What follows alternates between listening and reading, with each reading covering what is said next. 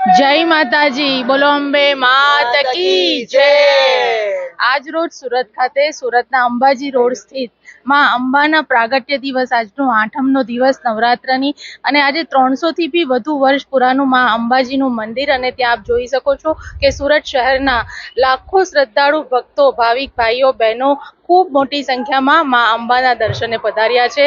આ જગતજનની જગદંબાને મારે પ્રાર્થના કે અમારા તમામ સુરતવાસીઓને સુખ, સમૃદ્ધિ અને આરોગ્યના આશીર્વાદ આપજો, અને સુરત આ જ રીતે પોતાની રીતે આગળ ને આગળ વધતું જ રહે, વધતું જ રહે। બોલો શ્રી જય અંબે માત કી જય।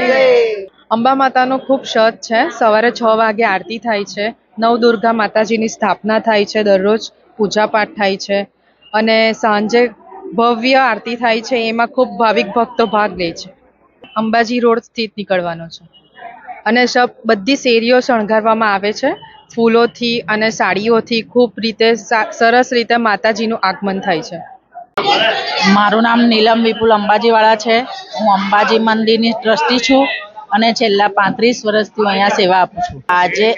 આજે માતાજીની આઠમ હોવાથી સવારે 6 વાગે આરતી હતી, 5:30 મંદિર ખુલેલું છે, અને આજે આખો દિવસ મંદિરમાં દર્શનાર્થીઓ માટે ખુલ્લું રાખેલ છે। માતાજીનો મહિમા એ જ છે કે બધા ભક્તોની मनोकामना पूर्ण करे छे।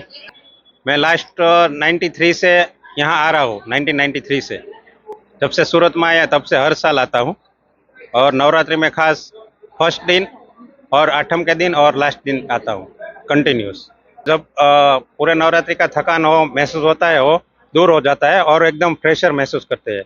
हम लोग तो 40-45 साल से आ रहे हैं मंदिर, और हमारा बहुत जूना पुराना मंदिर है, लेकिन हम मानते हैं माता जी को बहुत अच्छे से। हमारा कुल देवी माँ है, इसीलिए हम बहुत महसूस करते हैं, अच्छा महसूस करते हैं। आप देख रहे हैं नीति न्यूज़।